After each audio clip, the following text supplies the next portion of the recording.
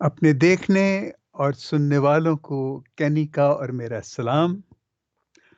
हम आपको बाप और बेटे और रूल कुद्स के नाम में खुशामदीद कहते हैं। आज क्रिसमस के बाद, यीशु के यौम पैदाइश के बाद दूसरा इतवार है। और ये जो दूसरा इतवार है, ये 2 तारीख है जनवरी की। इस एतबार से हम कहते हैं कि हम नए साल में दाखिल हो गए हैं, अगरचे जो हमारा कलीसियाई इबादती साल है वो नवंबर में शुरू होता है और अक्टूबर में ख़त्म होता है। लेकिन चूँकि हम दुनिया के मुताबिक चलते हैं, उसकी तारीख और वक्त के मुताबिक चलते हैं, लिहाजा हम ये दोनों साल जो हैं उनको अपने साथ लेके चलते हैं। आप बाइबल ले आएँ ताकि हम मैं आपको आज की तिलावतें बताऊँ और फिर हम उस पे सोच विचार करेंगे।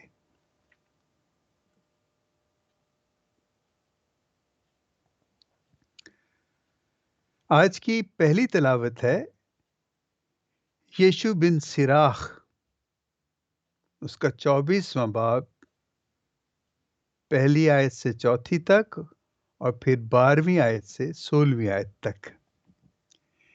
देखिए, यीशु बिन सिराख जो है, ये किताब प्रोटेस्टेंट बाइबल में नहीं है।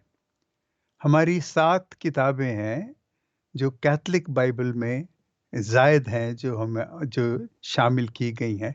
लेकिन ये किताब ऐसी नहीं है कि कोई इससे इनकार करता है या ये हमने नाजायज़ बीच में डाली।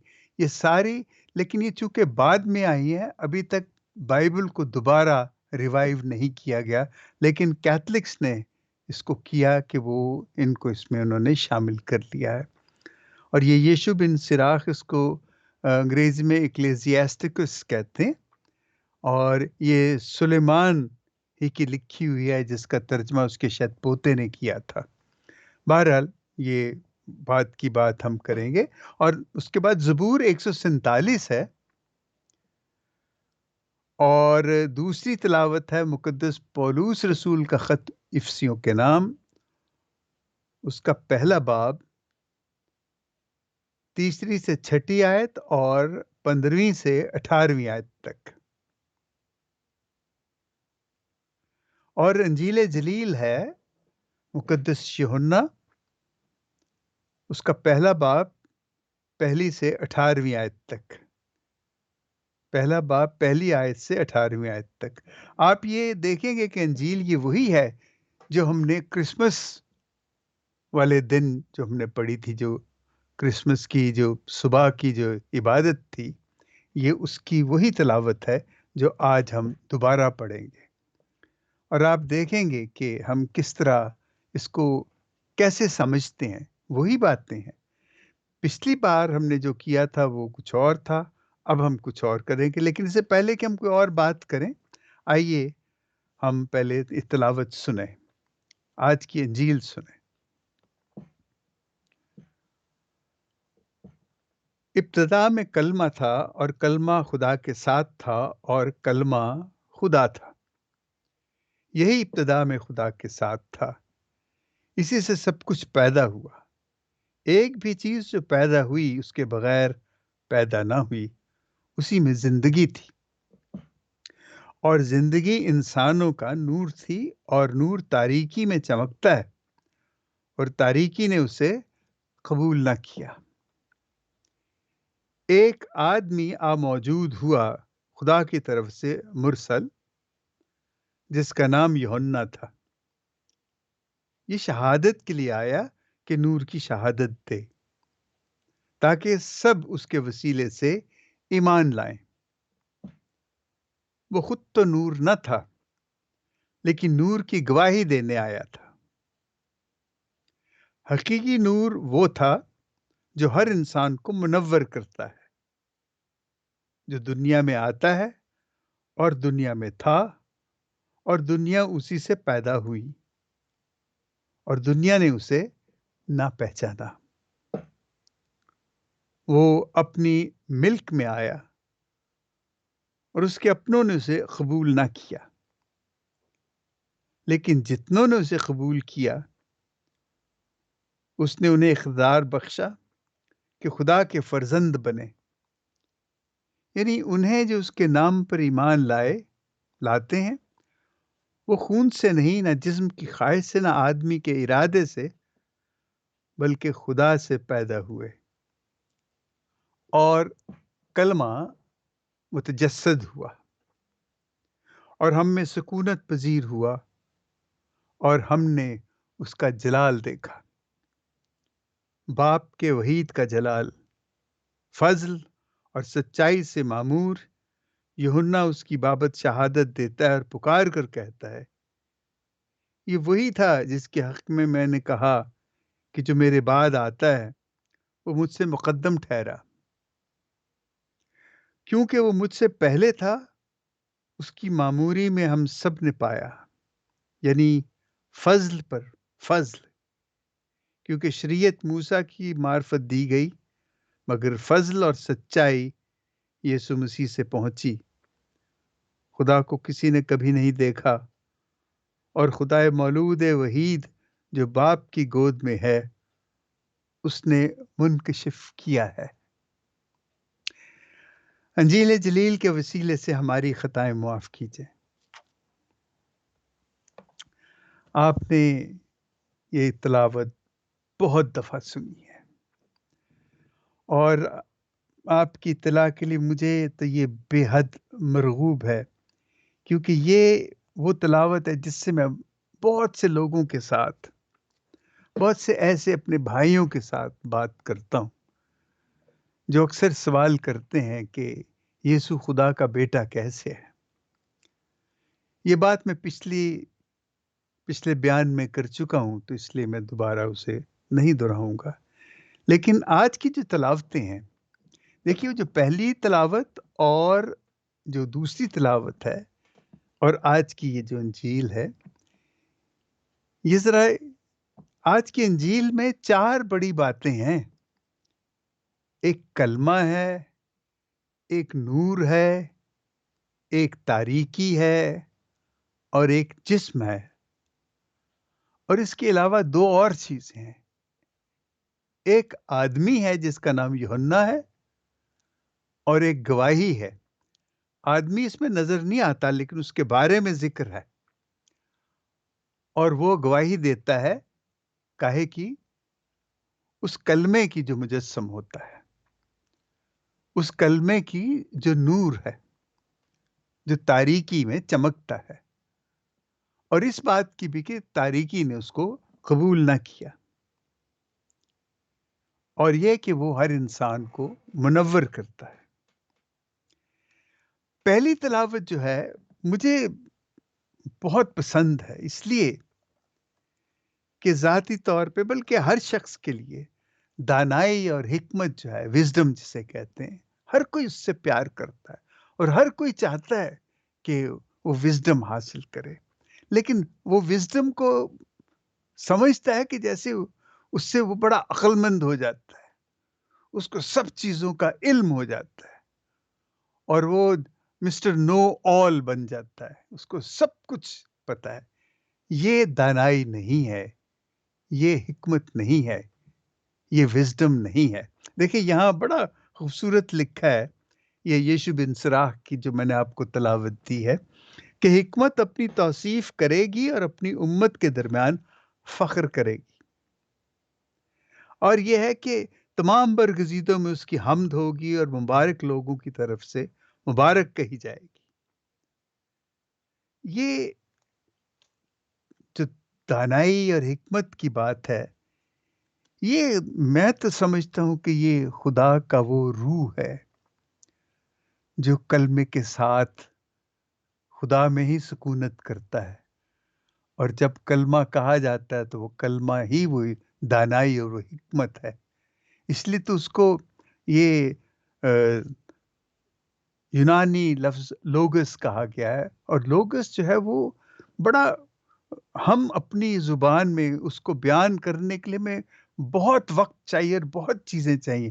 ہم صرف وہ لوگس کہہ کے وہ سمجھتے ہوں گے یونانی کہ یہ کیا ہے، لیکن ہمیں سمجھنے کے لیے کہ یہ جو کلمہ ہے جس کو لوگ اس کو کلمہ کہا گیا، وہ اتنا آسان نہیں ہے کہ ہم اسے بڑی آسانی سے دیکھیں۔ کلمہ ابتدا میں تھا، کلمہ خدا کے ساتھ تھا، کلمہ خدا تھا۔ اب یہ تینوں چیزیں جو ہیں، میری زندگی میں اور آپ کی زندگی پہ اس کا کیا اثر ہے؟ پہلی بات ہے کہ ہمیں اس کو سمجھنا ہی بڑا مشکل ہو جاتا ہے۔ ہم اس کی سمجھنے میں فی الحال اس کو ایک طرف رکھیں، لیکن ہم اس طرح سمجھنے کی کوشش کریں کہ آج کل جو دنیا میں جو کچھ ہو رہا ہے، جو جنگیں ہیں، جو مایوسیاں ہیں، جو غربت ہے، جو بیماری ہے، بے روزگاری ہے، اور جو دشمنیاں ہیں، جو قتل و غارت ہے، اگر تو خدا ہے تو وہ کہاں ہے؟ یہ سب کچھ کیوں ہو رہا ہے؟ کیا اس کو ہماری فکر نہیں؟ کیا ہم جو اس کے ماننے والے ہیں، جو ہم اس کی عبادت کرتے ہیں، کیا وہ اس کو ہم سے کوئی ہمدردی، ہمارا کوئی خیال نہیں؟ اسی لیے جب ہم اس کلمے کی بات کرتے ہیں کہ وہ مجسم ہوا، اب وہ مجسم ہوا تو تب بھی تکلیفیں تو اپنی جگہ پہ کھڑی ہیں، وہ تو اسی طرح ہی ہیں۔ اس کے مجسم ہونے سے کیا فرق پڑا؟ ہماری دکھ تکلیفیں تو ویسے ہی ہیں۔ یہاں ہے، یہی ہے وہ سچائی جس کے لیے ہم جیتے ہیں۔ دیکھیے، خدا اگر خدا بن کے وہ تو کچھ بھی کر سکتا ہے، وہ تو قادر مطلق ہے، وہ تمام کائنات کو اس نے بنایا ہے۔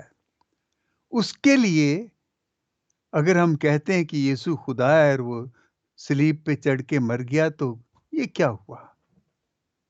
خدا کے لیے تو یہ ایک معمولی سی بات ہے، لیکن ایسے نہیں ہے۔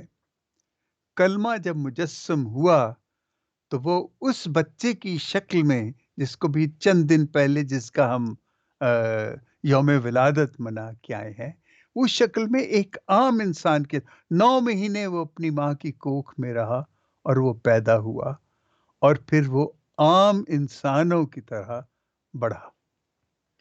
اس کے پیدا ہوتے ہی دیکھیں، کلمہ مجسم ہوا۔ خدا ہمارے درمیان رہتا ہے، کلمہ مجسم ہو کے ہمارے درمیان رہتا ہے۔ وہ مجسم ہوا، ہمارے درمیان رہا، انسان بن کے وہ رہا۔ لیکن وہ بیچارہ جیسے ہی وہ پیدا ہوا، اس دن سے لے کے آخری دن تک وہ کیسی مشکلات میں گھرا رہا۔ سب سے پہلے تو اس کو ہیرودیس نے قتل کروانا چاہا۔ اس سے پہلے اس کی پیدائش دیکھیں کہاں ہوتی، اس کے لیے کوئی جگہ ہی نہیں تھی، اس کو کہاں رکھا گیا؟ وہ خدا، وہ کلمہ جو مجسم ہوا، جو قادر مطلق خدا ہے، جو کل طاقت والا ہے، اور اس کی تمام کائنات اس کے تابع ہے۔ آپ دیکھیں کہ وہ انسان بن کے کہاں اپنے آپ کو ظاہر کرتا ہے۔ انتہا دیکھیے کہ اس کی حلیمی کی، وہ انسان کی، کہ وہ کیا شکل اختیار کرتا ہے۔ اور وہاں پہ وہ جب اس محرومی میں، اس غربت میں، اس حلیمی میں جہاں وہ رکھا جاتا ہے، اس کے بعد پھر ہیرودیس اسے قتل کرنا چاہتا ہے، اور پھر وہ یوسف خدا کی ہدایت، فرشتے کی ہدایت سے بھاگ کے مصر چلا جاتا ہے۔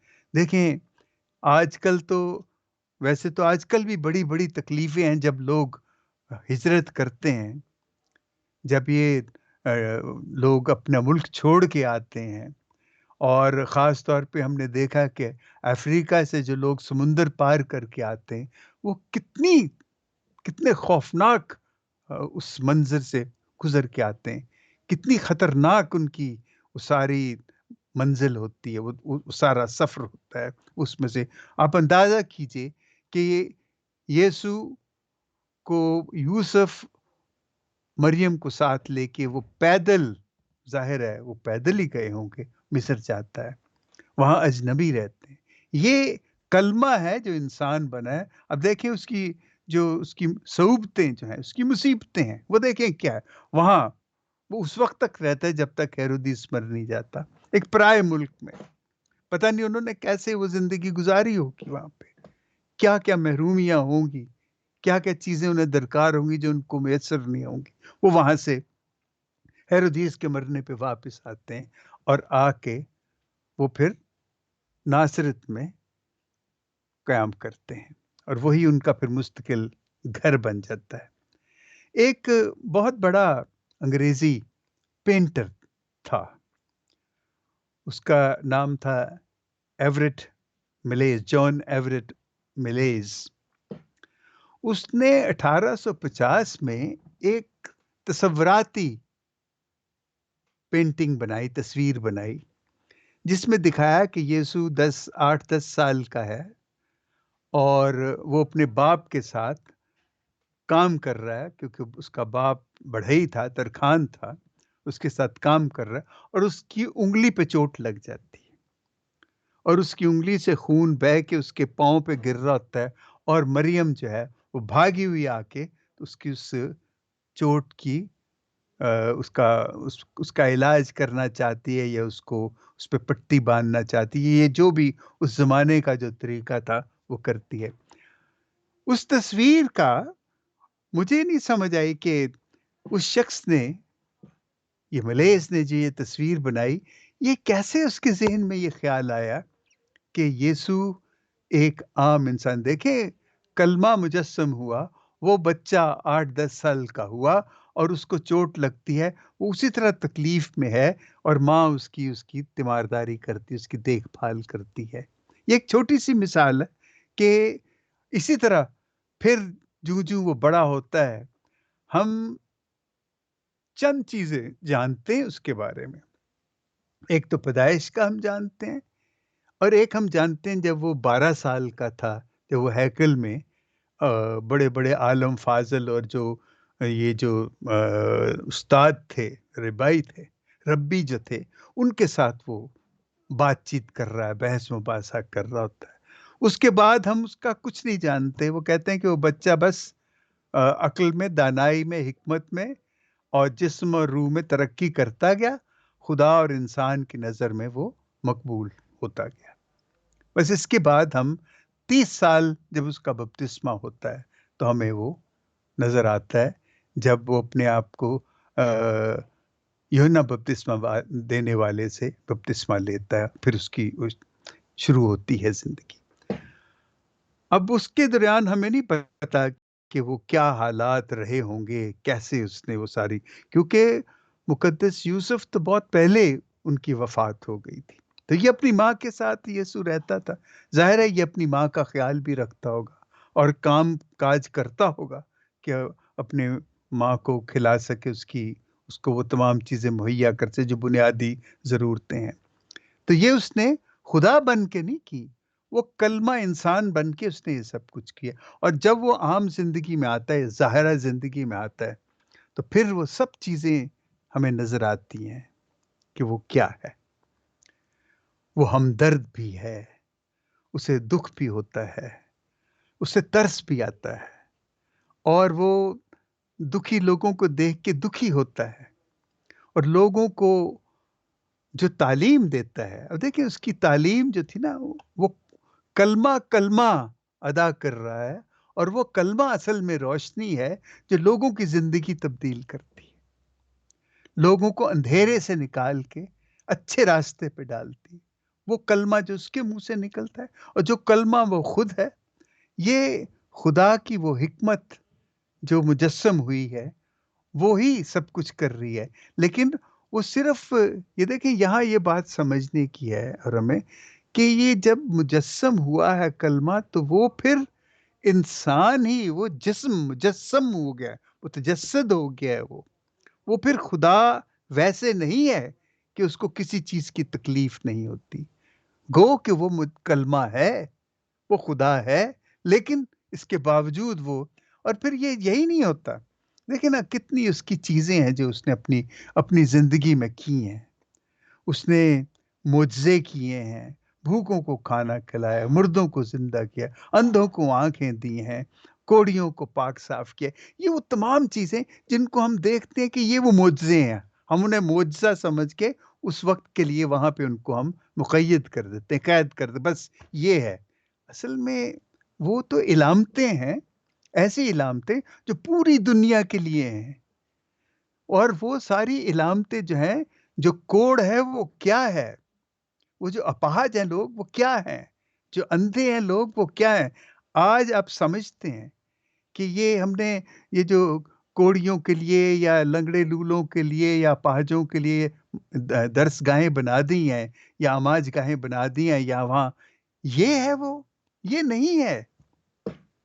یہ تو یہ تو معمولی چیزیں ہیں۔ اصل میں ایک دنیا پوری جو ہے اس میں یہ جو بیماریاں ہیں یہ تندرست لوگوں کے اندر ہیں، ان کی سوچ کے اندر ہیں، ان کے دیکھنے میں ہے، ان کے سننے میں ہے، ان کے دل کے اس لالچ میں۔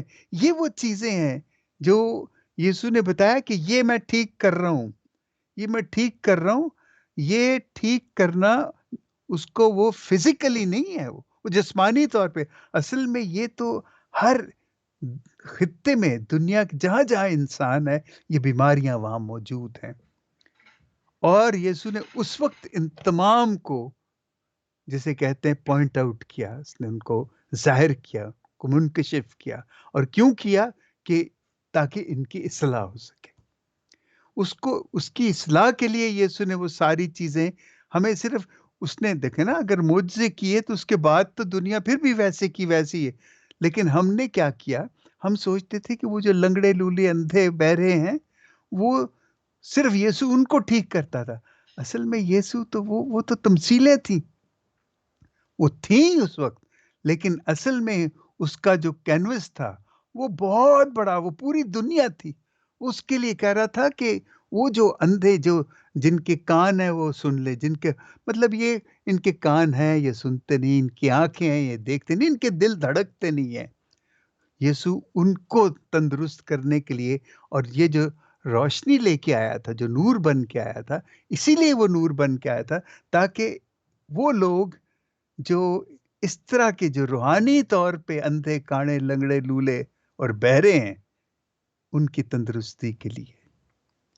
یہ ہم شاید اس چیز کو آ، مجھے نہیں پتا کہ آپ اس کو کیسے لیں گے، لیکن میں بالکل اس کو ایسے سمجھتا ہوں کہ یسوع کے وہ جو معجزے ہیں وہ صرف اس وقت کے لیے، وہ تو یہ ہمیں بتاتے ہیں کہ اس کو جب ان پہ ترس آتا ہے، ان کو دکھ آتا ہے، وہ جو بیوہ کا بیٹے کا جب جنازہ جا رہا ہوتا ہے تو بیوہ جو ماں ہے وہ کیسے تڑپتی ہے، اس کو اس پہ ترس آتا ہے، بھوکی بھیڑ کو دیکھ کے اس کو ترس آتا ہے۔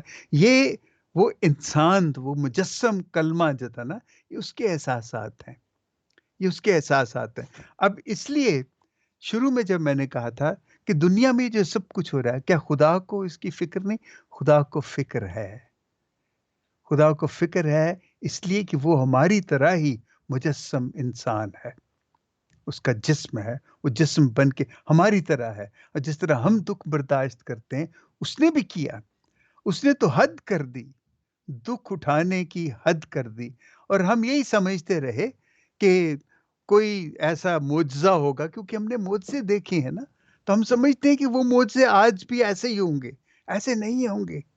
یہ معجزے وہ نہیں ہیں جو یسوع نے ہمیں دکھائے۔ یہ معجزے ان لوگوں کی سخت دلی ہے، ان لوگوں کی خود غرضی ہے، ان لوگوں کا لالچ ہے، ان لوگوں کا تعصب ہے۔ یہ وہ ہیں بیماریاں جن کو یسوع نے اس وقت ایسے نہیں کہا جیسے آج میں آپ سے کہہ رہا ہوں، لیکن اس کا مقصد یہی تھا کہ ہم ان معجزوں کے ذریعے ان بیماریوں کو دیکھیں اور تندرست اس سے بھی بڑے بڑے کام کریں۔ یسوع جب کہتا ہے اپنے شاگردوں کو، تم اس سے بھی بڑے بڑے کام کرو گے، تو بڑے کام کیا کریں گے؟ کیا مردے زندہ کرو گے؟ اس سے کیا ہوگا؟ ایک مردہ زندہ ہو جائے گا تو پھر باقی جو اتنے مرے ہوئے ہیں ان کا کیا ہوگا؟ اور جو اتنے جنگوں میں بیچارے بے قصور مارے جاتے ہیں، اور فوجی بھی وہ جو ایک دوسرے کو گولیاں مارتے ہیں، وہ ایک دوسرے کے دشمن بھی نہیں ہے۔ تو کیا یہ سب کچھ جو ہو رہا ہے، क्या यीशु ने वो मुझसे सिर्फ मुझसे इसलिए किए थे, हमें बताने के लिए कि ये बीमारियां जो इंसानों की हैं, ये हमारी बीमारियां हैं और तुमने खुद इस बीमारी को दूर करना है। अब ये कि खुदा क्या हमारी फिक्र नहीं करता? क्या खुदा को हमारी फिक्र नहीं? खुदा तो खुद उसमें से गुजर के आया, क्योंकि ये इंसान है, ये इंसान की तारीख है, ये इंसान की एक, यूं कहें कि ये एक हकीकत है जिसमें कि इंसान रहता है।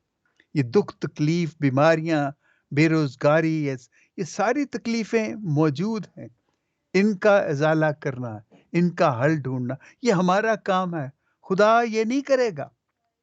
खुदा हमारे साथ तो होगा।